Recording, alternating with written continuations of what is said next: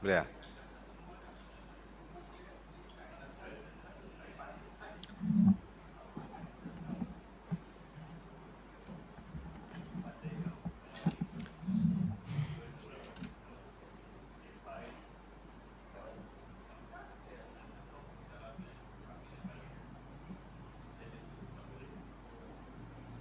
Assalamualaikum warahmatullahi wabarakatuh.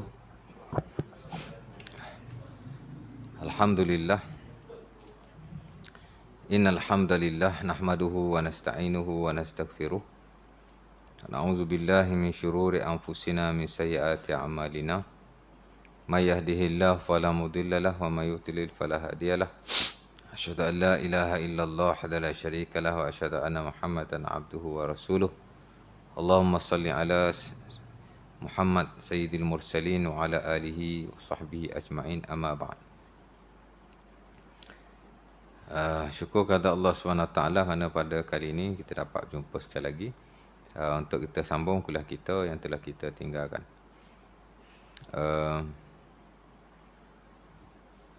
Malam ni saya ingat qada al-hajah ujung kan, yang sunnah tu kan, betul tak? Jadi kita masih di bab qada al-hajah ataupun bab al-istitabah ataupun bab al-istinja ataupun mana-mana istilah yang diguna pakai, tidak ada masalah sama sekali. Merujuk kepada cara kita bersuci daripada najis setelah kita berak atau kencing lah, ya. Dan kita telah berkongsi tentang apa yang diharamkan, al-muharramat inda qada'il hajah, dan juga al-makruhat, perkara-perkara diharamkan dan dimakruhkan semasa qada' al-hajah yang merangkumi kedua-duanya, sama ada al-baul, yakni kencing, ataupun al-ghaid, yakni berak lah. Malam ni insya-Allah taala kita akan masuk sunnah qada' al-hajah. Sebagaimana ada perkara yang haram dan makruh, ada juga perkara yang sunnah. Mana sunnah? Sunnah ni perkara yang amat-amat digalakkan dek kerana ada riwayat Rasulullah SAW ada melakukannya ataupun ada meninggalkannya, maka kita sebut sebagai sunnah. Jika Nabi melakukannya, kita melakukan, maka ia jadi sunnah. Jika Nabi meninggalkan, kita juga meninggalkan, maka ia jadi sunnah. Merujuk kepada af'al ar-Rasul SAW, perbuatan Rasulullah SAW. Baik, sunnah ada 3 kat sini, secara ringkasnya. Pertama ialah sunnah. Apa itu sunnah? Sunnah ni maksud benda yang kalau kita sebelum ini sebut apa itu haram, ma naha anhu syari' nahyan jaziman, ataupun ma amarahu asy-syari' ala wajhil hatmi wal ilzam, mana perkara yang disuruh oleh syarak dengan surah yang putus atau surah yang melazimi dan bersungguh-sungguh, maksud wajib lah. Kalau al-makruhat, benda yang disuruh juga tapi yang tidak disuruh secara putus ataupun secara tidak melazimi. Ma amara syari' ala wajhi ghairil hatmi wal ilzam, benda yang disuruh tapi tidaklah di atas wajah ilzam atau hatam, mana melazimi dan mewajibkan. Suruh jugalah. Ataupun ma amara syari' amran laisa bijazimin, benda yang disuruh oleh syarak secara tidak jazim, ini secara tidak putus, itu makruh, disuruh jugalah. Saat ni dilarang. Terbalik. Benda haram yang dilarang tapi secara putus, benda yang makruh dilarang tapi tidak putus. Hak tadi saya wajib, itu wajib dengan sunnah. Al-haram ialah manaha anu syari' nahyan jaziman, apa-apa yang dilarang oleh syarak secara larangan yang putus. Manaha anhu syari' ala wajhil hatmi wal ilzam, apa-apa yang dilarang oleh syarak dengan larangan yang putus dan mewajibkan untuk kita meninggalkannya. Bihaisu yusabu ala fi'lihi wa yu'aqabu ala bihaisu yusabu ala tarkihi wa yu'aqabu ala fi'lihi. Sekira-kira beri pahala jika kita meninggalkannya dan diberi dosa jika kita melakukannya. Itu masuk haram. Kalau makruh dia bawah sikitlah. Benda-benda yang dilarang tapi tidaklah secara putus. Ma naha anhu syari' nahyan ghaira jazimin, ataupun ma naha anhu syari' ala wajhil hatmi wal ala ghairi wajhi al-hatmi wal ilzam, benda yang dilarang oleh syarak tapi tidak secara melazimi. Adapun sunnah ialah ma amarahu syari' nahyan ghaira jazimin, benda disuruh oleh syarak juga Tapi dia tidaklah seorang yang putus. Maknanya dia bawah sikit. Yusabu ala fi'lihi la yu'aqabu ala tarkihi. Jika kita buat, kita akan diberi balasan yang baik. Jika kita meninggalkannya, maka kita tidak diiqab. Yang ini diazab oleh Allah Subhanahu Wa Taala dan tidak ditulis dosa lah. Itu beza antara wajib atau fardu dengan as-sunnah. Kadang-kadang ulama fuqaha menggunakan peristilahan al-mustahabbat. As-sunan wal mustahabbat. Perkara yang sunnah dan perkara yang digalakkan. Pasal ada perbezaan antara kedua-duanya. Ya. Perkara yang sunnah, of course lah digalakkan. Kullu masnunin mustahab. Setiap perkara yang disunahkan itu adalah digalakkan. Tapi tidak semua yang digalakkan itu masnun, disunahkan. Dia sekadar digalakkan. Apa bezanya? Kalau sunnah ni, of course lah, nas yang dijadikan sandaran ialah nas yang sahih. Bila ulama kata wa yusannu dan disunahkan, of course lah nas dia sahih. Tapi kalau ulama kata dan digalakkan, boleh jadi nas itu sahih, boleh jadi nas itu tidak sahih. Tapi tak sampailah tahap palsu. Nampak? Bila sunnah, nas dia mesti sahih. Pasal kalau nas itu tidak sahih, kita tak boleh kata sunnah. Tapi kita boleh kata digalakkan. Itu beza dia. Yang sunnah kita boleh kata digalakkan. Tapi yang digalakkan belum tentu sunnah. Boleh jadi hanya semata-mata yang digalakkan. Sebab itu, penggunaan fuqaha dalam pengistilahan pun kita dah faham. Bila ulama kata wa yusannu dan disunahkan, kita faham, tidak ada khilaf. Tapi bila ulama kata wa yustahabbu dan digalakkan, kita tak pasti adakah dia khilaf ataupun adakah dia merujuk kepada nas sahih atau yang tak. Sebab itu kalau jika nas sahih tidak ada khilaf, biasa ulama akan kata dan disunahkan. Wa yusannu. Dan bila hadis tu dhaif, kebiasaannya ulama akan kata wa yustahabbu dan digalakkan. Tapi kalau nas tu sahih, kata digalakkan pun tidak salah. Cuma kalau nas itu tidak sahih, kita tak boleh kata wa yusannu dan disunahkan. Pak sunnah ni mesti nas yang sahih. Nampak? Sebab makna kepada sunnah pun ma sabata anin nabi. Apa yang sabit daripada nabi. Benda tak sabit daripada nabi tak boleh kata sunnah. Bolehlah nak galakkan tu, tapi nak kata sunnah tak boleh. Menyalahi dalam usulul fiqh. Baik.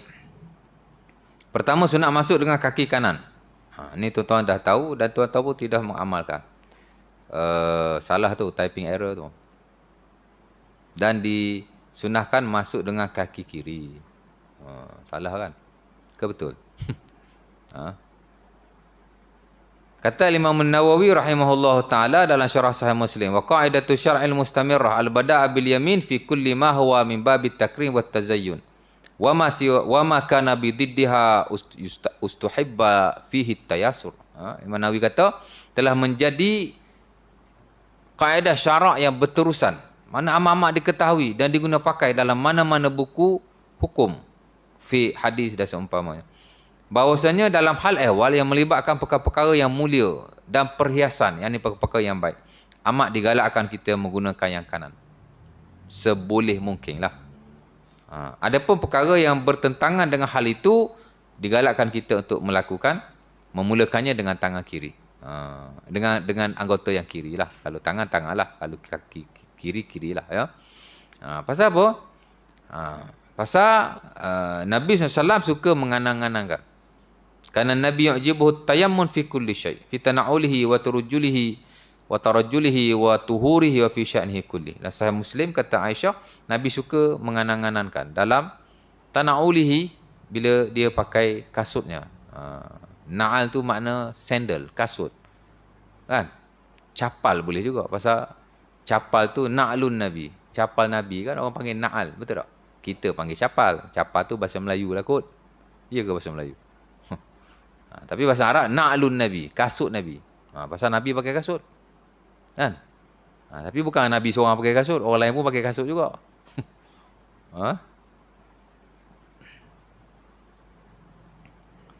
Jadi Aisyah katakan, Nabi yu'jibuhu tayammun fi tana'ulihi. Nabi bila pakai kasut, dia menganang-anangkan. Mana mula-mula dia nak pakai, dia kanan. Kanan dulu. Kasut kau, selipar kau, sandal kau, tak ada masalah. Wa tarajjulihi, dan bila Nabi nak sikat rambut. Wa tuhurihi, dan bila Nabi nak bersuci.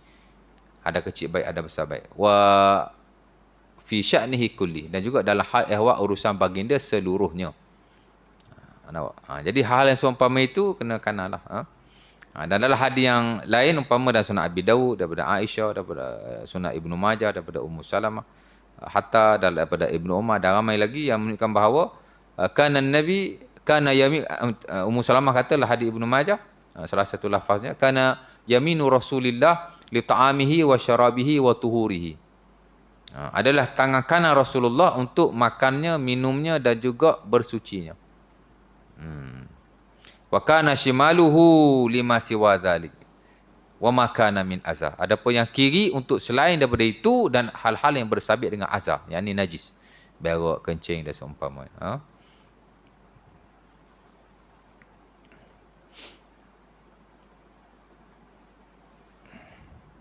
Idza ata ahadukum falyu'ti bi yaminihi. Idza akhadha falyakhudh bi yaminihi. Fa inna syaitan yu'ti wa ya'khudh bi shimalihi. Itu hadis yang lain juga dalam Sunan Ibnu Majah daripada Ummu Salamah. Kalau nak bagi, Nabi kata bagi yang kanan. Kalau nak ambil, ambil yang kanan. Jangan ambil, kerana syaitan memberi yang kiri dan mengambil yang kiri. Syaitan pun ada tangan kanan kiri juga tu. Based on zahir hadis lah ya.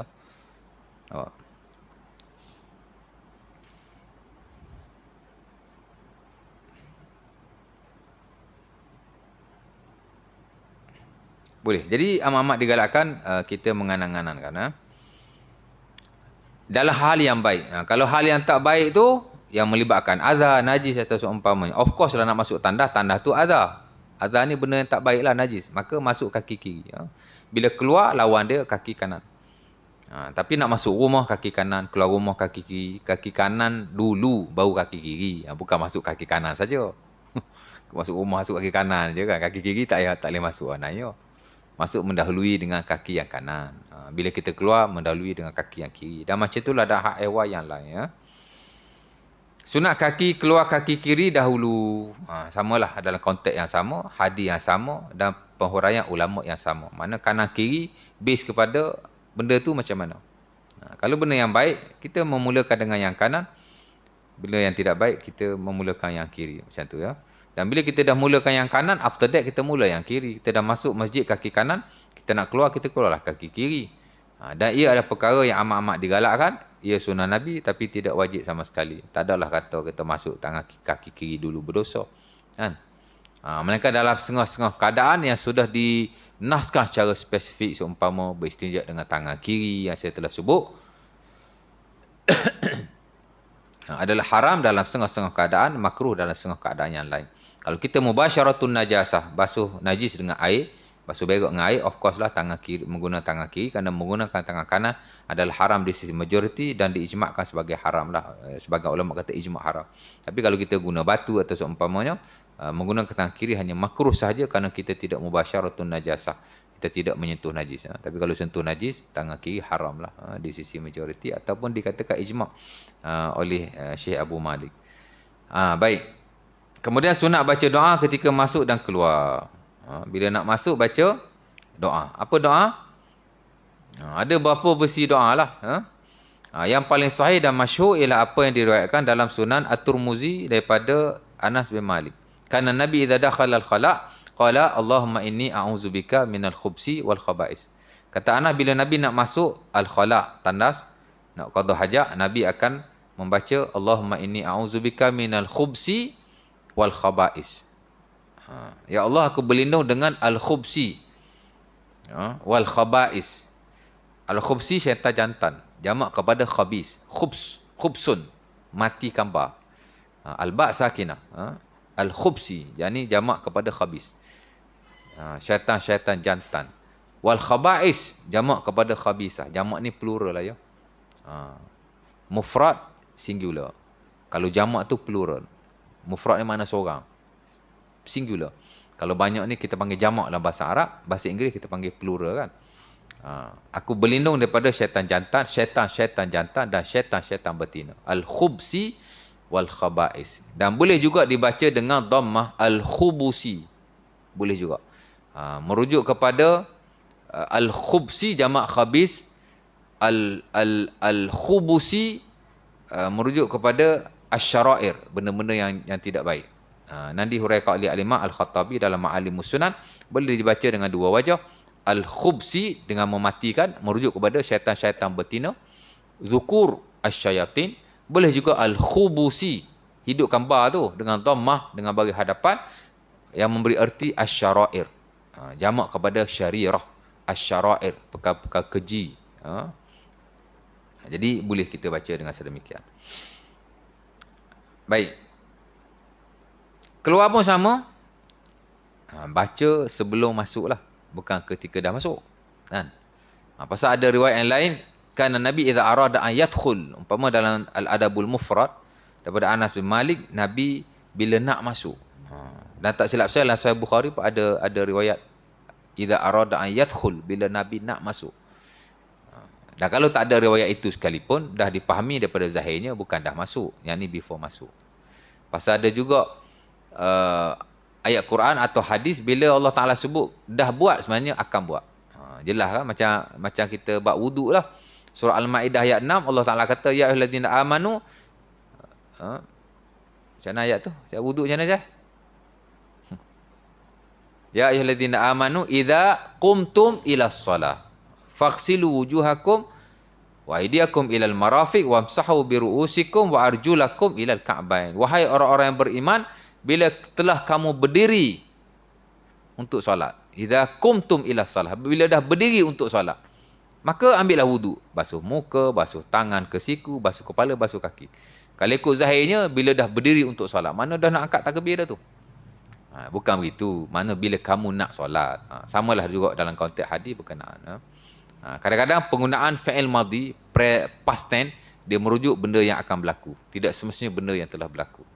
Itu dari sudut pemahaman bahasa Arab lah. Baik. Keluar pun sama.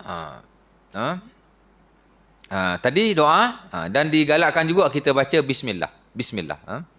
Pasal ada hadis dalam Sunan At-Tirmizi daripada Ali bin Abi Talib, kata Nabi satruma baina ayunil jin wa aurat bani Adam. Idza dakhala ahadumul khala ayyakul bismillah. Tutupan antara mata jin dan aurat anak Adam, bila dia nak masuk tandas dibaca bismillah. Jadi digabungkan kedua-duanya. Walaupun hadis ini dhaif. Hadis dhaif tu hadis lemah lah. Kan? Boleh cakap hadis dhaif, hadis lemah pun tak salah. Kerana dhaif tu maksud lemah. Ya. Walaupun lemah tak apa.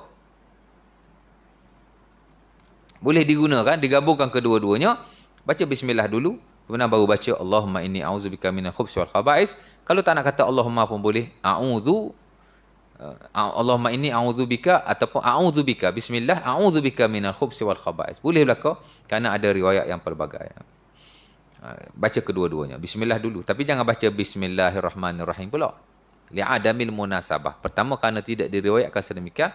Yang kedua, kerana tak elok sangat. Kata Al-Imam Ibnu Alan. Bila dia syarah hadis itu, dia kata li'adamil munasabah. Banyak hal kita boleh baca Bismillahirrahmanirrahim. Walaupun riwayat cuma kata Bismillah. Boleh baca Bismillahirrahmanirrahim di sisi majoriti para fuqaha. Melainkan dua keadaan saja tak boleh Bismillahirrahmanirrahim. Pertama, ketika masuk tandas. Kedua, ketika nak bersama isteri. Li'adamil munasabah, kerana tak elok sangat. Lain pada itu harus baca Bismillahirrahmanirrahim. Walaupun hanya riwayat Bismillah. Kan? Kalau ikut nak wuduk, Bismillah saja.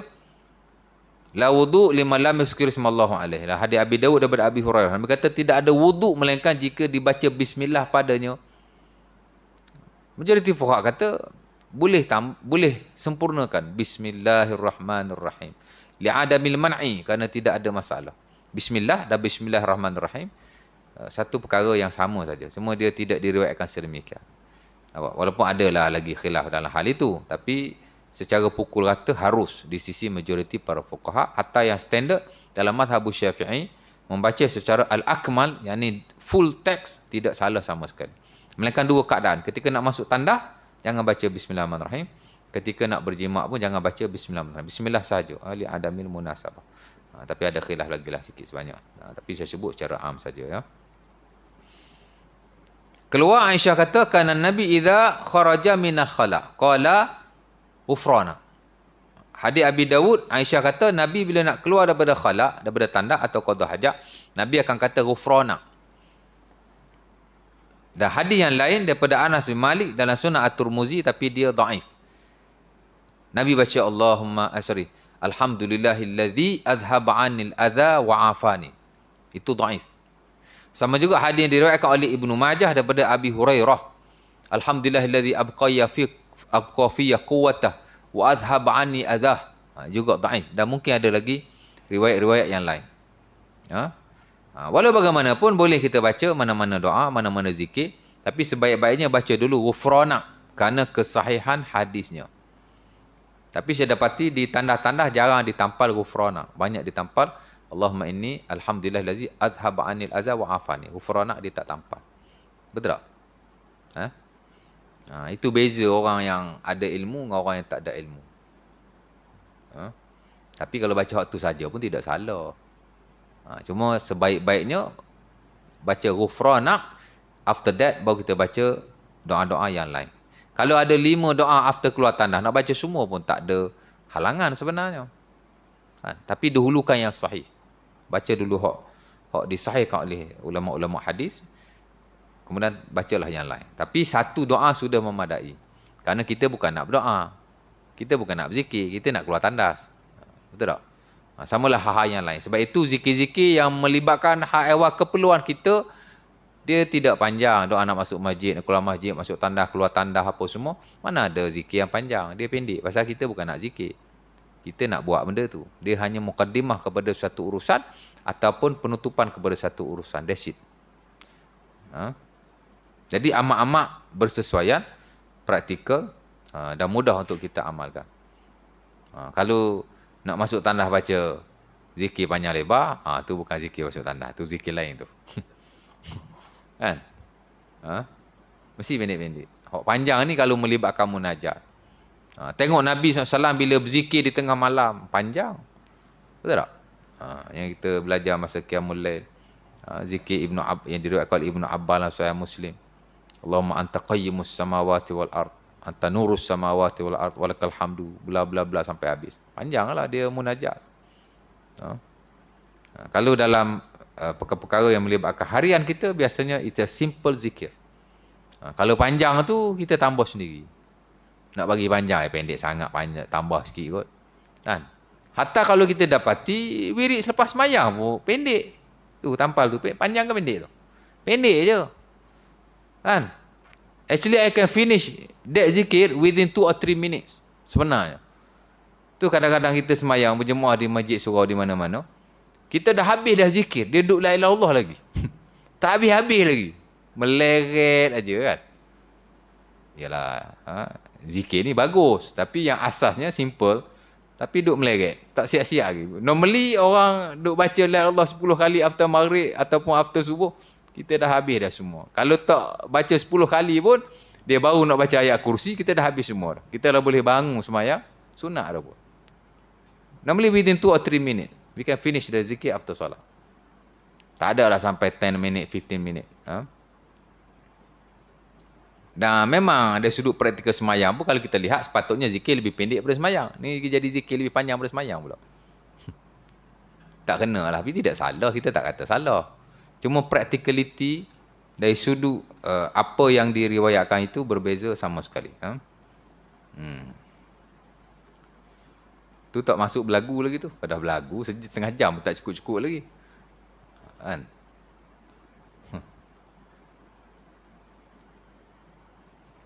Zikir ni amalan yang simple sebenarnya. Cuma dia kerana manusia dia berlebih-lebihan. Sama juga dengan doa. Dia berlebih-lebihan. Pernah satu ketika kunut witir ketika sembahyang tarawih sampai 40 minit. This is the real story. Berlaku di Kelantan, di Pekalan Kubur, di satu masjid.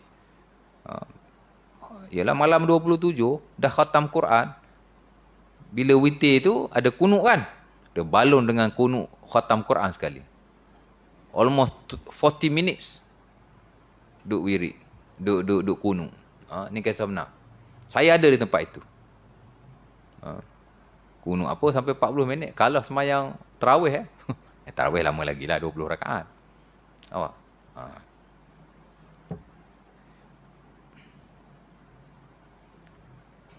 Lepas tu kata Adnan Ibrahim, walaupun dia ni orang kata ada tasyayyuk sikit, ada pro kepada Syiah. Dia ulama usulul fiqh di Palestin. Saya dulu-dulu masa belajar, saya suka juga dengan MP3 dia. Kan? Walaupun orang kata dia tasyayyuh Syiah. Kalau nak ikut kata Syiah, Asy-Syaukani pun orang kata ada tasyayyuh sikit sebanyak. Hatta Bukhari pun kata tasyayyuh, mentang-mentang ada periwayat yang dikatakan tasyayyuh, pro kepada Syiah. Bukhari pun ada tuduhan Syiah juga kan. Katanya macam itulah, hakikatnya tidak pun. Kita dengar, ambil yang baik. Alladzina yastami'una al-qawl wa yattabi'una ahsana. Kita ambil ilmu. Saya nak lihat usulul fiqh beliau. Kita pun dengar juga daripada pensyarah-pensyarah yang lain. Kita taklah bodoh sangat, ya tak? Nak tengok ilmu, tak ada masalah. Oh, tak boleh dengar daripada fulan bin si fulan ni pro pada Syiah ni. Ada juga ulama besar yang dituduh sebagai tasyayyuh atau pro kepada Syiah.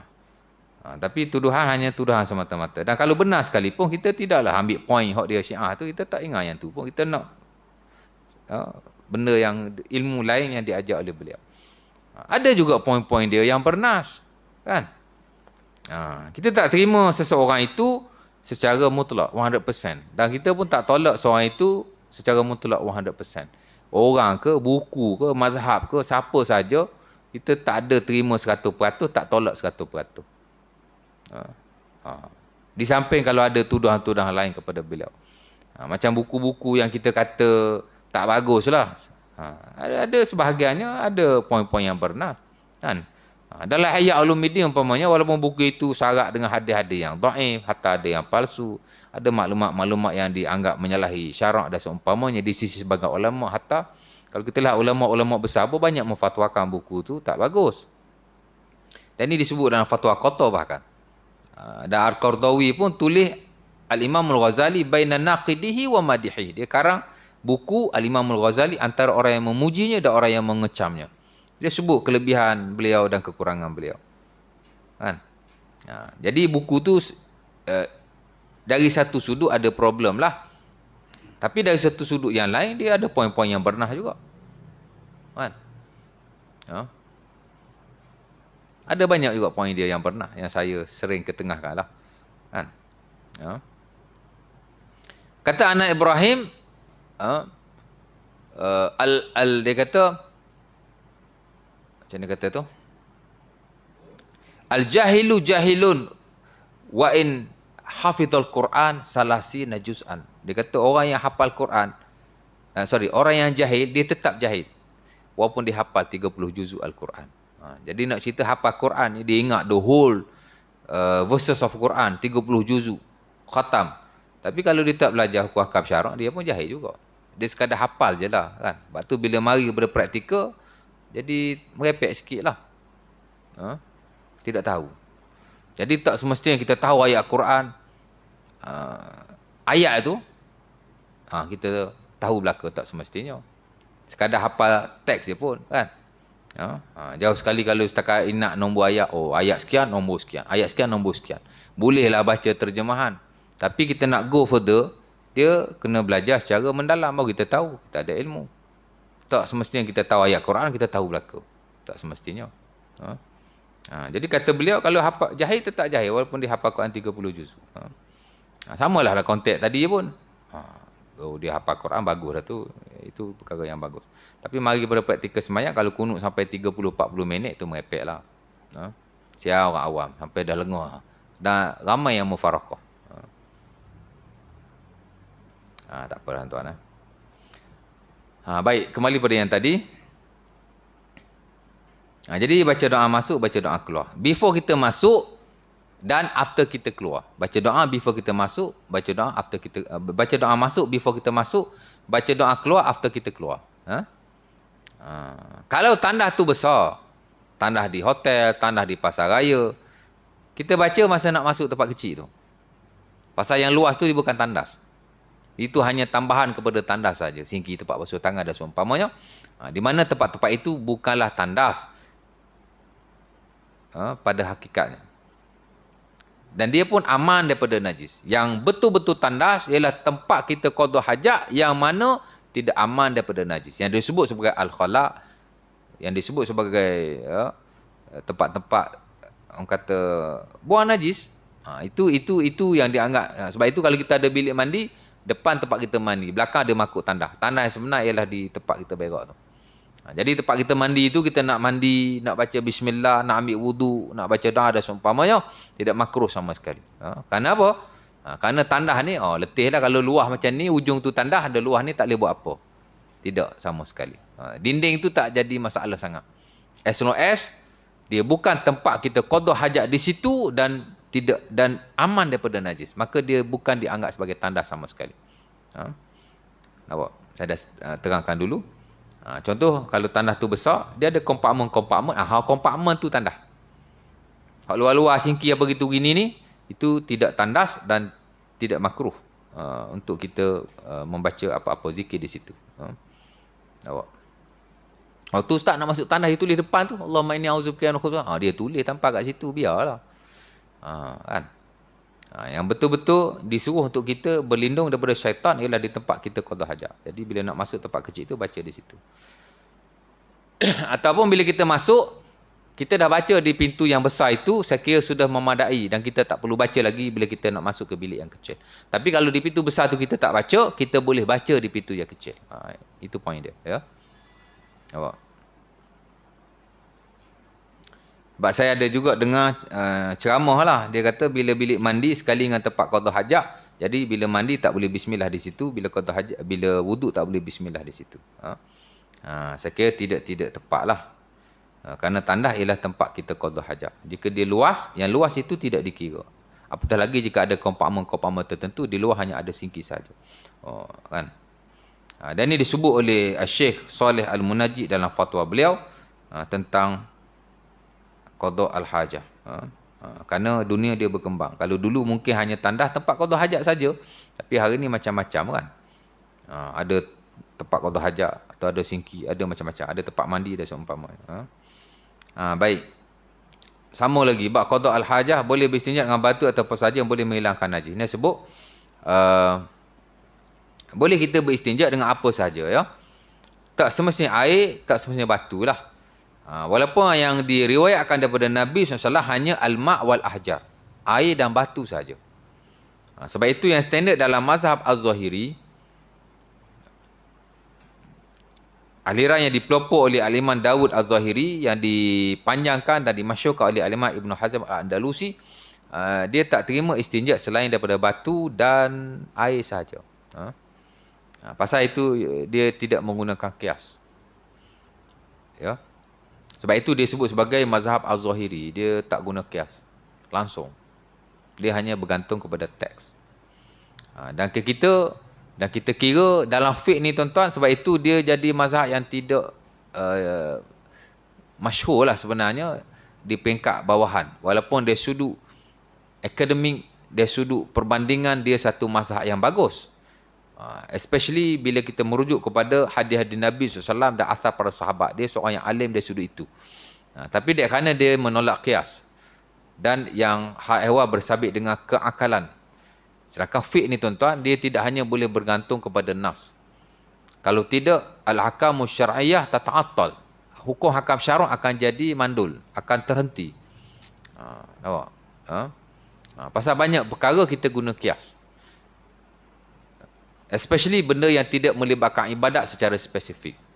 Semayang nak guna qiyas dalam spesifik hukum, tak boleh lah, kerana ibadah mesti bergantung kepada nas. Al-aslu fil ibadah at-tahrim lah. Asal-asal ibadah itu haram. Illa madala dalilu ala masyru'iyatihi. Melainkan jika ada dalil yang mensyariatkannya. Itu asal kepada ibadah. Jadi ibadah ni tak boleh nak qiyas. Hatta Al-Imam Syafi'i sebut dalam Ar-Risalah, la qiyas fil ibadah. Tidak ada qiyas dalam ibadah. Mana kita nak qiyas saja-saja tak boleh. Dan kalau ada sesiapa yang saja-saja mengqiyaskan, ia tertolak sama sekali. Kerana hak ehwal ibadah tak boleh qiyas. Kan? Anak baru lahir, kita azan. Ada hadisnya. Walaupun ada ulama kata sahih. Ada ulama kata dhaif. Sunan At-Tirmizi daripada Abi Rafi' dan seumpamanya. Tak apa. Tapi dalam konteks yang boleh diamalkan. Bila anak lahir kita azan atau iqamah atau seumpamanya. Tapi bila orang mati pun kita nak azan. Kata, lahir azan. Kita qiyas lah. Mati azan lah kot. Kan? Ada seorang ceramah, dia kata azan boleh untuk orang yang mati. Dah tanam azan. Pasal dia kata ada ulama yang mengkiaskan di atas kelahiran. Wallahu ta'ala alam. Saya tak tahulah ulama mana dalam fiqh ni. Pasal ustaz hari ni pun macam-macam juga tuan. Ada ustaz doktor, ada ustaz engineer, ada ustaz lawyer. Ha? Jadi banyak benda yang pelik-pelik kan. Mungkin ada, tapi ia tertolak sama sekali. Pasal hak hewan, kematian, mesti mansus. Mesti dinaskan oleh Nabi SAW dan difatwakan oleh fuqaha. Dan yang sebaiknya kita ambil yang standard. Tapi nak kias sewenang-wenang seumpama itu, tak boleh sama sekali. Melainkan other than ibadah. Lain pada ibadah. Boleh ulama menggunakan kias secara meluas. Kerana dalam setengah-setengah keadaan, nas terhad. Sebab itu dia menggunakan kias. Jadi hukum hakam Islam ni dia jadi lebih lentur, lebih relevan dan dia boleh meraihkan setiap zaman. Nampak? Dan banyak perkara kita lihat ulama bergantung kepada kias dalam hak ehwal selain ibadat. Kalau muamalah banyak guna kias. Especially dalam qada, dalam hal-hal yang inilah. Nampak? Sama juga dalam hak ehwal istinja. Walaupun yang diriwayatkan hanya batu dan air saja, tapi kerana dia bukan ibadat. Dia adalah satu benda yang melibatkan untuk kita nak bersuci daripada najis. Jadi tujuan dia bersuci. Jadi as long as dia boleh bersuci, okey. Kan? Walaupun tanpa menggunakan air atau batu. Boleh.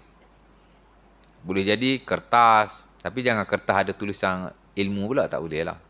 Kertas yang tidak digunakan. Boleh jadi daun-daun kayu. Boleh jadi as long as dia suci, dia kering, dia boleh menghilangkan najis, dia bukan perkara yang dihormati dan yang paling penting, dia bukanlah daripada makanan. Sama ada makanan manusia, of course tak boleh. Begitu juga dengan makanan jin. Itu yang saya sebut dulu. Nabi tak bagi istinja dengan tulang. Pasal apa? Ta'am ikhwanikum minal jin. Dia adalah makanan saudaramu daripada jin. Jadi jika ada syarat-syarat itu, boleh istinja. Hatta Imam Syafi'i sebut dalam Mukhtasar Al-Muzani, yaqumu maqam al-hajar wal ma'. Dia kata apa? Boleh menggantikan air dan batu. Bukan. Dia kata fa in istanja bima yaqumu maqam al-ma' awil hajar ajza'ahu. Dia kata jika beristinja seseorang itu dengan selain batu dan air, tapi dia yaqumu maqamahuma, mana dia boleh sama sifat macam air dan batu, ajza'ahu, mana boleh memadai. Dan sekiranya majoriti fuqaha mengharuskan boleh. Tak ada salah. Jadi ada syarat-syarat yang berkenaan lah. Mesti kering, mesti suci, mesti menghilangkan najis.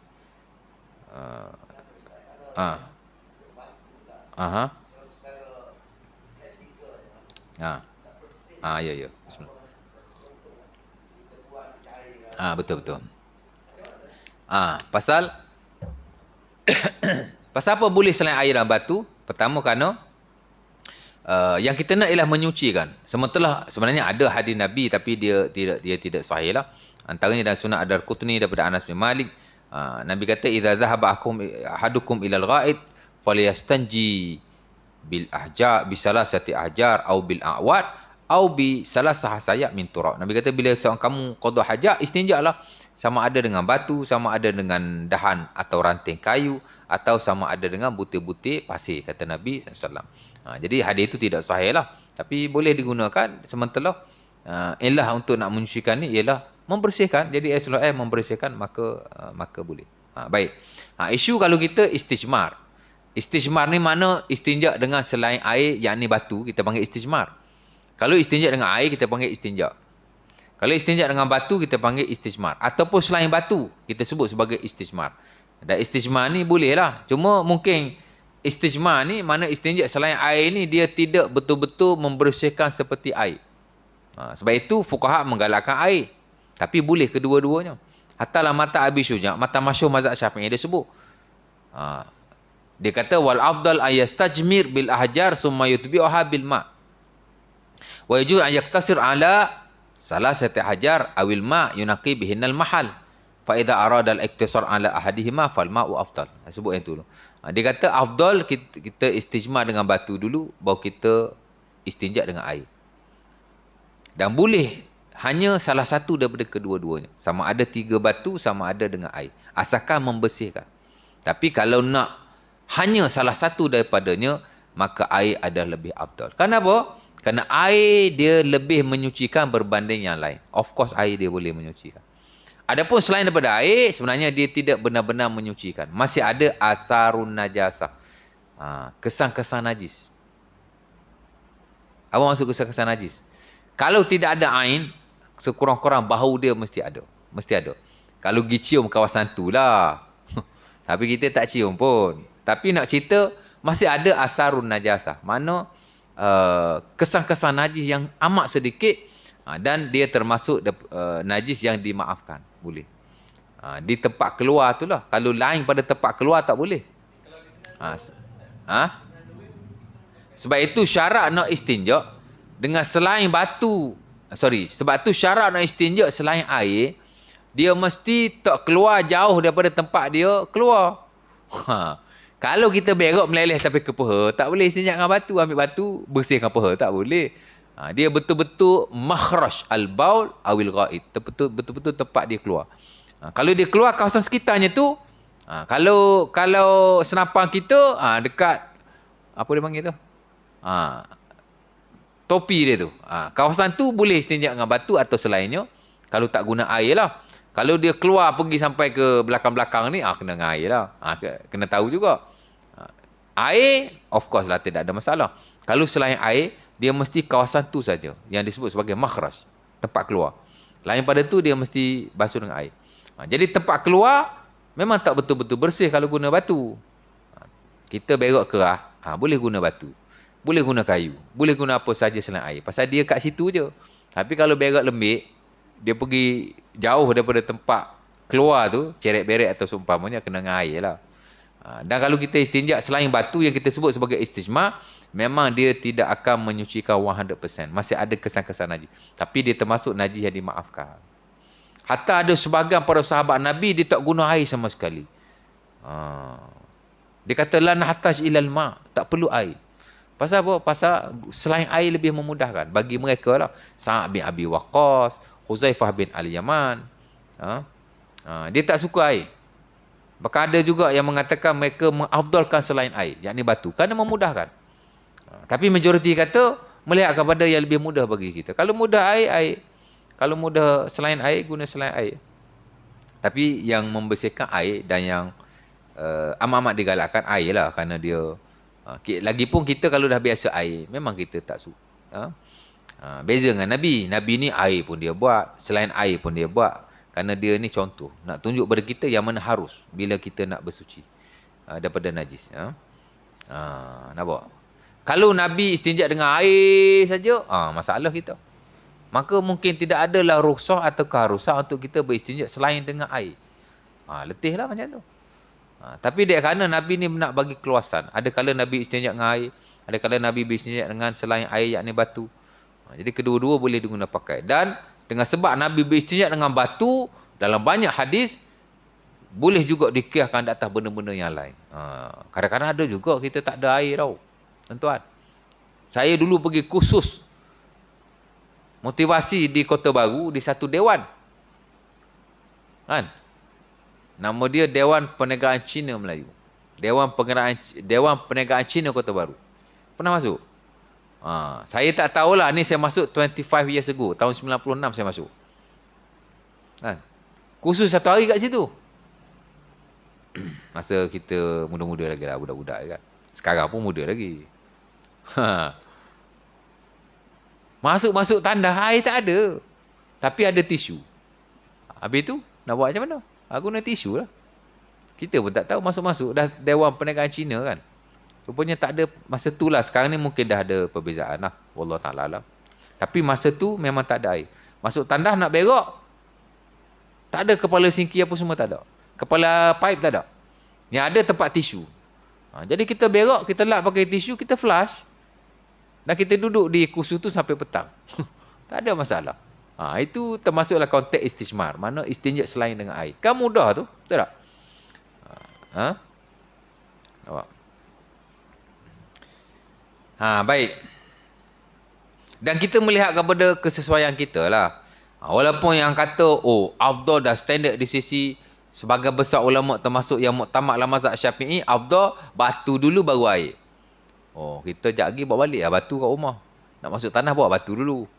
Kan? Lepas tu baru bilas dengan air. Orang kata apa bawa masuk batu lah tandas ni. Tak payahlah. Ha? Nampak? Yang mana lebih memudahkan, yang itu lebih afdal sebenarnya. Dan kita jangan menyusah-nyusahkan dalam hal perkara yang tak perlu kita susahkan. Ha? Tapi kita tak nafilah menggabungkan kedua-duanya itu afdal di sisi sebahagian walaupun tidak afdal di sebahagian yang lain. Tapi melihat kepada keseluruhan, yang mana lebih mudah itu lebih baik. Dan bukan dalam hal qada hajat saja, dalam hal-hal yang lain. Kan? Dalam hal-hal yang lain. Dan kita akan jumpa isu ni dalam banyak bab yang lain. Kita bincang al-mahsu 'alal khuffain, sapu di atas dua khuf. Al-mahsu 'alal imamah, sapu di atas imamah. Walaupun ada pendapat yang ramai dan banyak dalam hal itu, tapi at one of point kita akan lihat sebenarnya yang mana lebih mudah bagi kita, itu yang lebih afdal. Dan itu sebab dicontohkan oleh Rasulullah SAW supaya kita lebih mudah beramal.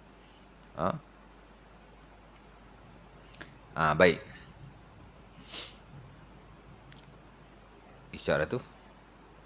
Ana dah kira express dah ni. Sekurang-kurangnya beristinja 3 batu atau 1 batu dengan 3 penjuru. Boleh belaka. Secara amnya lah. Pasal ada ulama yang tak terima melainkan hanya 3 batu. 1 batu 3 penjuru tak boleh. Umpama dalam mazhab Az-Zahiri juga. Pasal Nabi meriwayatkan hanya 3 batu. Tak ada riwayat 3 penjuru. Jadi dia tak terima. Tapi majoriti menerimanya. Termasuk yang standard dalam mazhab Syafi'i. 1 batu asal 3 penjuru boleh. Yajuzul istinja' bihajarin wahid fihi salah satu ahruf. Itu yang disebut dalam buku-buku fiqh mazhab Syafi'i. Harus istinja' dengan 1 batu asalkan dia ada 3 penjuru. Dan setiap penjuru hanya sekali sahaja kita gunakan. Mungkin agak sukar lah tuan-tuan. 1 batu nak istinja' 3 kali sukar. Walaupun ada 3 penjuru. Kadang-kadang tangan akan terkena najis. Jadi menyusahkan. Sebab itu sebaik-baiknya menggunakan 3 batu, guna 1 batu buang, guna 1 batu buang, guna 1 batu buang. Tapi kalau 1 batu 3 penjuru, kok batu tu besar sangat, maka tidak ada masalah. 1 ke depan, 1 ke belakang, 1 keliling, dah buang. Oh, tak bersih lagi lah, ada ain najasah lagi. Ambil lagi 1 batu. Tapi yang digalakkan secara witir, mana ganjil. Man istajmara falyutir. Hadis Abi Hurairah dan Sahih Muslim, hadis Muaz dan Sahih Ibnu Khuzaimah. Nabi kata kalau kamu istinja selain air yang ni batu, Nabi kata witirkan dia. Witirkan dia. 3, 5, 7. Memang Islam ni banyak hal suruh witir. Pasal Allah itu witir. Innallaha witrun yuhibbu al-witr. Allah Ta'ala itu witir. Dia suka akan witir. Walaupun hadis itu dalam konteks semaya witir, tapi dalam banyak hal, witir itu disukai. Tapi tak semualah tuan-tuan. Tak semualah. Especially benda-benda yang dinaskan. Macam kita istinja dengan batu, sunat witir. Nampak?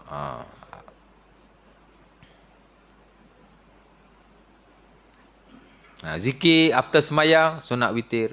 3-3, 3-3, 3-3. Ataupun 3-3, 3-3, 4. Ada banyak lah yang ada hubung kait dengan witir ni. Pasal Allah Ta'ala itu witir. Baik. Sejuk pula Lagi. Harus qada hajat secara berdiri tapi duduk lebih afdal. Apa maksudnya? Poin lah ni kot. Tak habis juga malam ni. Anda ingat dah sempat habis sampai ke bawah.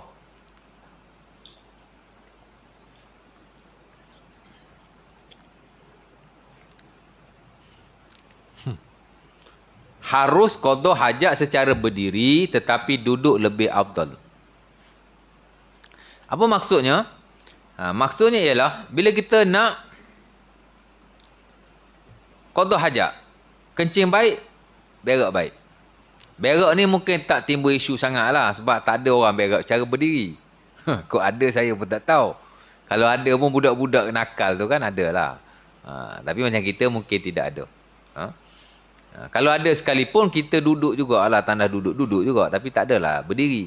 Yang banyak berlaku ni kencing berdiri, itu banyak. Secara amnya kencing amat digalakkan dan disunahkan secara duduk. Dan Aisyah radhiyallahu taala anha menyatakan antaranya dalam Sunan Ibnu Majah, man haddatsakum anna nabi bala qa'iman la tusaddiquhu fa innahu ma bala illa jalisan. Nabi Aisyah kata sesiapa yang kata Nabi kencing berdiri, kamu jangan percaya. Dalam bracket dusta lah. Jangan percaya, makna dusta. Nabi tidak pernah kencing melainkan dalam keadaan duduk, kata beliau radhiyallahu taala anha. Ha? Sama juga Umar Al-Khattab dalam Sunan Ibnu Majah, dia kata diriwayatkan oleh anak beliau Ibnu Umar, ra'a Rasulullah Umar wa huwa yabulu qa'iman. Faqala an-nabi ya Umar la tabul qa'iman, fama bultu qa'iman ba'du. Ibnu Umar kata, Rasulullah tengok bapa aku kencing berdiri.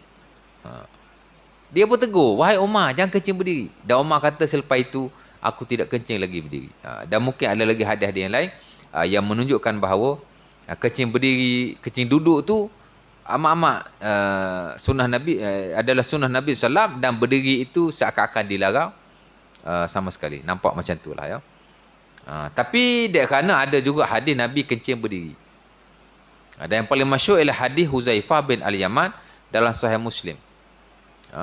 Hadis itu panjang lah, tapi ada versi yang pendek. Antaranya dia kata, atan Nabi subhatata qaumin fabala qa'iman fada'a bima fajituhu bima fatawadda.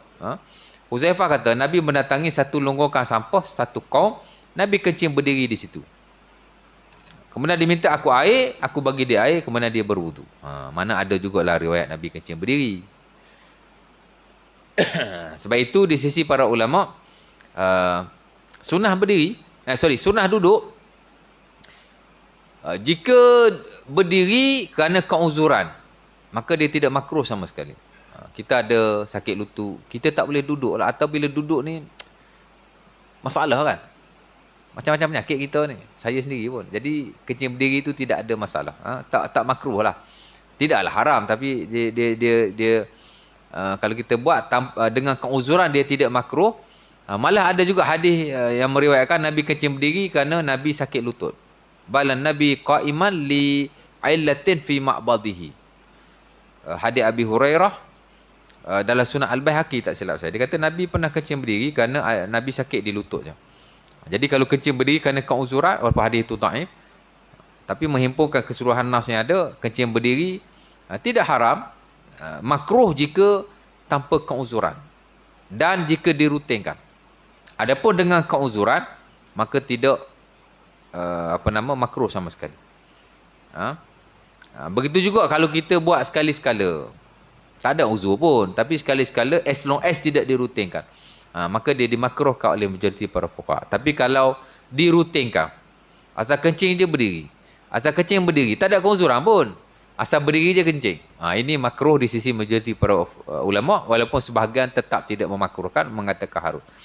Hatta Al-Imam Ibnu Hajar, dia komentar hadis ini dalam Fathul Bari, dia kata wal azhar anna nabi fa'ala zalika li bayanil jawaz wa anna aksar ahwalihi al-baula an qu'ud.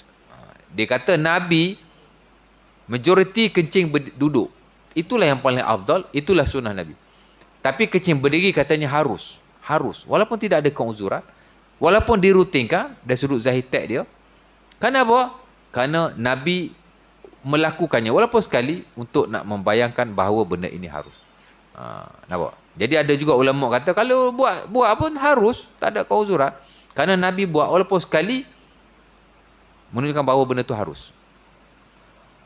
Tapi bila kita lihat secara keseluruhan, macam yang saya cakap tadi, sunnah duduk, kalau uzur tak makruh, kalau tanpa keuzuran sekali-sekala juga tidak makruh, tapi jika dirutinkan tanpa apa-apa keuzuran, saya kira majoriti memakruhkan, walaupun ada juga yang mengharuskan. Nampak? Jadi kita lihatlah konteks yang berkenaan. Ada orang dia ada masalah keuzuran, maka tidak ada masalah sama sekali ya. Baik. Habislah digalakkan menutup kepala. Ada nak tanya situ? Saya tertariklah ada satu ceramah ustaz ni. Dia kata baguslah dia nak menggalakkan orang supaya jangan kencing berdiri. Tapi macam seolah-olah kencing berdiri ni haram pula. Malah dia kata sahabat Nabi Sa'ad bin Mu'az dihimpit kubur kerana kencing berdiri. Sebenarnya kisah itu tidak benar. Dia tidak sahih, malah dia terlalu dhaif ataupun palsu. Ada hadis diriwayatkan, tapi saya tak pastilah Sa'ad bin Mu'az itu kencing berdiri atau tidak. Tapi ada riwayat daripada Al-Baihaqi Sa'ad bin Mu'az dihimpit kubur kerana dia tidak bersuci dengan baik semasa kencingnya. Itu hadis itu ada. Tapi dia palsu ataupun terlalu dhaif. Dan kisah itu tak benar sama sekali. Jadi nak mengaitkan beliau kerana dihimpit kubur dengan peristiwa ataupun perbuatan yang tak baik, sebenarnya tidak baguslah. Sa'ad bin Mu'az sahabat yang besar. Dan Sunan An-Nasai daripada Ibnu Umar, bila dia mati, Nabi kata tafattah lahu abwabus sama'. Terbuka pintu langit, taharraka lahul arsh, arah bergegar, turun 70,000 malaikat, syahidahu sab'una alfa minal malaikah. Kan? Tak mungkin dia dihimpit seolah-olah macam dia azab hanya kerana dia kencing berdiri. Kerana nas tu tidak sahih sama sekali. Jangan kaitkan beliau dengan kencing berdiri. Lagipun kencing berdiri bukan haram pun. Kan? Tapi dia dihimpit tu benar. Tapi sebenarnya kalau kita belajar akidah, setiap orang akan kena himpitan kubur. Every one of us. Semua. La yanju minhu salihun wala talih. Kata As-Sa'di dalam tafsirnya, tidak terlepas sama ada orang itu soleh atau tidak soleh. Semua ada himpitan kubur. Cuma bezanya orang beriman, himpitan dia itu himpitan rahmat. Dhammatu syafaqah wa rahmah. Seumpama seorang ibu yang mendokong dan memeluk anaknya. Macam itulah. Adapun kalau himpitan orang kafir, dia himpitan azab. Dia beza. Pasal ada hadis Nabi yang menunjukkan bahawa setiap orang akan dihimpit. Inna lil qabri daqtah. Lau naja minhu, lau kana ahadun najian minhu, la naja minhu Sa'ad bin Mu'az. Nabi kata setiap orang akan ada himpitan kubur, dan jika selamatlah seseorang itu, nescaya akan selamat Sa'ad bin Mu'az.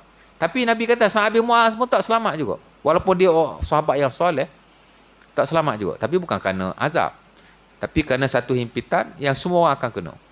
Cuma orang beriman dia akan dilepaskan dari satu himpitan rahmat. Jadi cerita-cerita seumpama itu perlu dibetulkanlah ya. Sa'ad bin Mu'az tak mungkin diazab, diimpit oleh Allah sebagai satu himpitan azab hanya kerana kencing berdiri. Tapi adalah seorang hamba Allah Ta'ala tu, tak sebut nama lah, dia saman saya pula kan. Tapi ada surau tanya saya, Ustaz, kencing berdiri ni kena azab lah? Dan dia dengar daripada beliau bagi ceramah. Dan Allah Ta'ala alam, saya tak pastilah dia dah perbetulkan atau tidak. Saya sendiri dah personal WhatsApp beliau, personal messenger. Dan bukan hal tu saja, hal-hal yang lain pun saya ada personal messenger. Saya ada banyak juga personal pendakwah-pendakwah yang terkenal ni. Tapi dia orang tak layan saya. Tahulah saya tak terkenal. Sampai ada seorang tu saya kata, saya ustaz, awak pun ustaz. Pasal apa tak respon? Dah lah, kalau merepek sangat, kita pun geram juga, ya tak? Nampak? Tegur menegur sesama kita tak salah. Tapi jangan pelekehkan orang secara membabi buta pula. Kan? Perendahkan orang, pelekehkan orang. Lepas tu angkat diri sendiri. Macam kita bagus sangat. Tak boleh lah macam tu. Kalau kita tak setuju dengan seseorang, nyatakan di mana yang dia tidak betul. Dan sampaikan secara beradab. Tapi tidaklah meremeh-remehkan, merendah-rendahkan semena-wenanya. Sedangkan dia pendakwah macam kita juga. Malah dari sudut ilmu, seolah-olah dia tu lebih ilmuwan daripada kita. Tapi manusia kan. Nampak? Tahzir tak salah. Tapi janganlah sampai tahap merendah-rendahkan macam tu. Tak baik. Apa dia? Kencing berdehem. Dia sebenarnya ada tu kat tu yang ada kaitan. Berdehem tu dia panggil, berdehem tu dia panggil tanahnuh. Dia sebenarnya bila kita kencing, kita digalakkan istibrak. Istibrak ni maksudnya kita cuba sebaik mungkin untuk nak menghabisi sisa-sisa kencing yang ada. Itu panggil istibrak. Atau dalam buku-buku fiqh memang ada al-fasal, bab yang kecil kita panggil al-istibrak. Mana nak menyucikan daripada saki-baki kencing yang ada. Dan cara istibrak ni macam-macam. Sebenarnya tidak terkecuali, tidak tertentu hanya berdehem, tidak tertentu mengusap-ngusapkan kemaluan. Sebagian ada nasnya, sebagian tidak ada nasnya. Tapi dia termasuk dalam bab at-tanazuh minal baul. Mana nak membersihkan daripada al-baul, daripada kencing. Dan dia digalakkan oleh majoriti para fuqaha. Salah satu cara ialah mengusapkan kemaluan kita. Mana luruk-luruk kemaluan. Luruk sikit lah.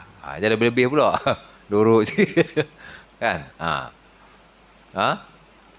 Dia panggil an-natar. Walaupun ada sebahagian dia tak terima an-natar. Antaranya Al-Imam Syekhul Islam Ibn Taymiyah. Dia kata an-natru bid'atun. Natar ni bid'ah dalam Majmu'ul Fatawa. Pasal dia kata natar ni takalluf, menyebabkan kita takalluf, menyusah-nyusahkan, dan akan menyebabkan kita was-was, sementara nas itu tidak sahih. Idza bala ahadukum falyantar zakaruhu salasan. Dalam hadis Ibnu Majah daripada Abi Musa, Ibnu Abbas hantar surat kepada beliau minta beberapa nasihat, dan antara yang ditulis oleh beliau ialah idza bala ahadukum falyantar zakarahu salasan. Bila seseorang itu kencing, hendaklah dia kencing, dia melurukkan kemaluannya sebanyak 3 kali, ya.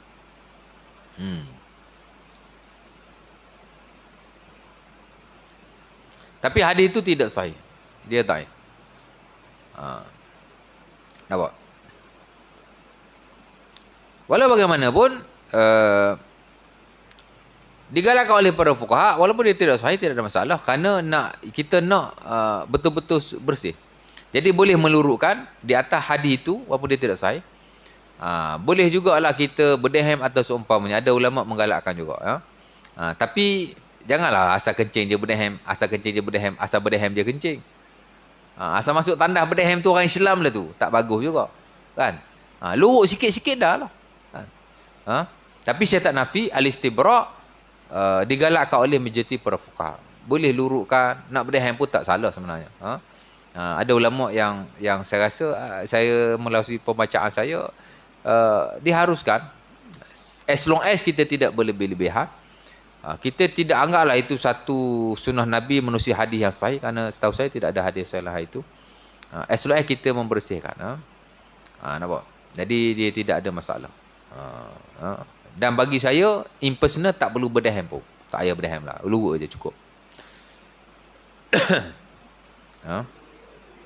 Ni asal kencing je berdehem, asal kencing berdehem, asal berdehem tu kencing, kan?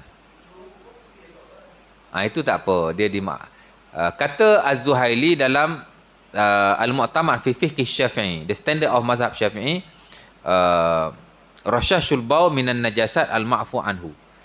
Percikan-percikan kencing adalah di antara najis yang dimaafkan. Termasuk juga lebihan-lebihan air kencing yang keluar di kemaluan kita setelah kita membasuhnya. Kita dah sapu dah, kan? Kita dah luruk dah sikit. Tiba-tiba lepas tu dia masih keluar. Dia termasuk dalam najis yang dimaafkan. Dan tak perlulah kita pergi cium seluar dalam kita, ada bau kencing, semayang balik apa semua, tak payah. Kerana dia termasuk najis yang dimaafkan. Sementara kalau orang tu ada penyakit sul-sul baul, mana air kencing dia keluar meleleh selalu, kan? Jadi dia termasuk yang dimaafkan. Walau tak keluar selalu pun, ada masa dia keluar. Tapi sebaik-baiknya dia buat sesuatu, letak tisu atau seumpama. Maka janganlah ni sangat, ya. Jadi balik pada yang tadi, boleh luruk-lurukkan, boleh berdehem insya-Allah taala. Tapi kalau dia tak buat apa, sebenarnya ada ulama yang kata tak apa. Lebihan air kencing yang keluar itu dimaafkan. Antaranya Ibnu Taimiyah yang saya sebut tadi. Tapi majoriti saya kira menggalakkan kita at-tanazzuh, al-istibra', mana kita membersihkan sekurang-kurang dengan meluruk-lurukkan kemaluan selama beberapa kali, ya. Baik. Saya nak habiskan inilah. Sikit-sikit lagi. Digalakkan menutup kepala. Menutup kepala digalakkan. Pasal apa saya tak kata disunahkan? Pasal menutup kepala ni sebenarnya tidak ada hadis yang sahih secara marfu' kepada Nabi. Adalah hadisnya daripada Aisyah radhiyallahu taala anha dalam Sunan Al-Baihaqi, kata beliau, kana Nabi idza atal khala' ghatta ra'sahu wa idza ata'alahu ghatta ra'sah. Kata Aisyah, Nabi bila masuk tandas tutup kepala. Bila Nabi nak bersama isteri tutup kepala. Abang nak bersama isteri tutup kepala. Tapi hadis itu hadis al-dhaif, lemah. Tapi ulama menggalakkan pasal hadis dhaif diamalkan. Sementara ada hadis yang sahih tapi dia mauquf. Kata Al-Baihaqi, ada yang sahih tapi dia mauquf. Mauquf ni makna tak sampai kepada Nabi, tapi dia perbuatan Abu Bakar As-Siddiq dan diriwayatkan dalam Musannaf. Tak silap saya Ibnu Abi Syaibah atau Abdul Razzaq. Abu Bakar dia bagi khutbah. Dia kata, ya ma'syarul muslimin, inni maziltu hina dhahabi ila al-khala'i mughatti ra'si istihya'an min rabbi atau kama qala. Tengah-tengah tu saya tak pasti kalimah dia. Kata Abu Bakar As-Siddiq, wahai orang-orang Islam, aku sentiasa masuk tandas dengan menutup kepalaku kerana malu kepada Tuhanku. Jadi digalakkanlah di atas dasar itu. Nampak? Jadi masuk tanda, hatta dia lah ulama-ulama kita pun, Al-Imam Al-Ghazali dalam Al-Wasit, dia kata la yadkhulu al-khala' hasira ra'si. Jangan dia masuk dalam tandas secara terbuka kepalanya. Hasir. Kalau kita tutup kepala, kita panggil mughatti ar-ras. Kalau kita tak tutup macam ni, dia panggil hasir ar-ras. Dan ulama Syafi'i tidak menggalakkan, mana memakruhkan kepala terbuka. Kita kecil-kecil dulu, memang ustaz-ustaz kita suruh pakai songkok, kopiah masuk tandas. Tapi dia kata nanti berak setan atas kepala tu. Itu saya tak tahu betul atau tidak. Pakai tutup kepala tu, nanti setan berak atas kepala kamu. Itu saya tak pasti. Tapi digalakkan di atas dasar, Nabi ada riwayat memakainya walaupun tidak sahih. Tapi sahih Abu Bakar As-Siddiq memakainya. Disunatkan mengangkat kaki kanan ketika qada hajat. Ni hadis Suraqah. Dia tidak sahih. Diriwayatkan dalam Sunan Abi Daud tapi digalakkan oleh para fuqaha. Dan dikatakan dari sudut perubatan dia bagus. Wallahu ta'ala alam, saya tak pasti. Disunatkan tidak mengangkat kain melainkan ketika duduk. Ini di tanah lapang. Jangan angkat kain awal, nanti orang nampak aurat kita. Kerana Ibnu Umar kata, kerana Nabi idza atal khala la yarfa' saubahu hatta yadnu minal ard. Nabi bila pergi ke tempat qada hajat, dia tidak mengangkat kain melainkan setelah dia sampai ke tempat dia nak qada hajat. Mana tak boleh lah, sebab jangan buka kain awal, nanti orang tengok aurat kita. Makruh dalam lubang pun sama. Abdullah bin Sarjah meriwayatkan, Qatadah berkata, katanya nahan Nabi Ayyubal fil juhri. Qatadah kata, kamu jangan qada hajat dalam lubang. Dia pun tanya, fama balul juhri, pasal apa tak boleh? Masakinul jin, dikata tempat para jin. Dan kata para fuqaha, kalau bukan tempat para jin sekalipun, dia adalah tempat duduk haiwan-haiwan yang lain seperti al-hasyarat, semut-semut, lipan-lipan, ular-ular. Yang mana itu tempat tinggal mereka dan kita tidak boleh mengotorkan sama sekali. Itu yang pergi kencing kat busuk tu, bengkak habis semua tu. Kan? Tak tahulah kena sampuk ke apa. Dah pergi kencing kat tempat tu. Itu tempat ular duduk. Busuk kan tempat haiwan ada dalam tu kan. Al-hasyarat, ada semut, ada macam-macam kan. Kita pergi kencing kat busuk tu pula. Janganlah, cari dah kencing tempat lain. Wajib menutupi diri ketika qada hajat. Kalau kencing, tak wajib di sisi sebahagian, wajib di sisi sebahagian yang lain. Apa maksudnya? Kalau kita kencing, orang nampak kita sedang kencing. Tidak haram di sisi sebahagian. Kerana dia tidak mewajibkan at-tasattur, menyembunyikan diri semasa kencing. As long as orang tak tengok aurat kita. Ada satu surau, dia nak buat tempat kencing berdiri di dinding. Tapi dalam bilik-bilik. Dalam bilik tu, ada dah mangkuk tandah. Dia nak buat pula tempat kencing berdiri. Boleh tak saya kata? Boleh. Pasal kencing berdiri tak salah. Terutama bagi orang yang ada keuzuran. Dan tak makruh pun. Yang kedua, dalam bilik, orang tak nampak aurat kita. Yang masalah ni tempat kencing yang di hadapan orang ni. Sebenarnya kalau diikutkan, ada ulama kata tidak haram pun. Kerana Nabi pun kencing dalam banyak hadis. Tak banyak lah, tapi ada beberapa hadis Nabi kencing, sahabat nampak Nabi kencing. Sebab itu kalau kencing, tak wajib tasatur, tak wajib menyembunyikan diri. As long as orang tak nampak aurat kita. Kan? Tapi jangan pergi kencing tu pula. Kencinglah dalam bilik sana. Adapun berak tak boleh. Walaupun orang tak nampak aurat kita, orang tak boleh nampak kita tengah berak. Mesti bersembunyi dan menutupi diri ketika qada hajat. Ulama sepakat, bila berak mesti menutupi diri. Mana orang tak boleh tengok kita qada hajat. Tapi ulama tak sepakat kencing. Adakah wajib kita menutupi diri ataupun tidak? Saya kira pendapat yang paling bagus ialah tidak wajib. Kerana ada beberapa riwayat Nabi kencing, sahabat melihatnya. Bahkan Huzaifah bila Nabi kencing berdekatan dengan beliau, dia lari. Nabi panggil, "Udnu." Nabi kata, "Datang." Jadi habislah bab qada hajat. Sekolah letih pula malam ni. Untuk kerja nak berhabis kan. Boleh, ada soalan? Kalau ada pukul 9 kita berhenti. Next kita masuk babul fitrah. Ada nak tanya apa-apa?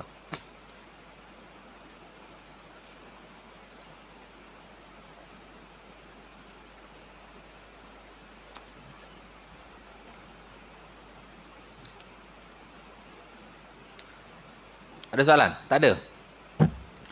Kalau tak ada, insya-Allah taala kita berhenti. tutup majlis yang tasbih kafarah dan surah Al-As.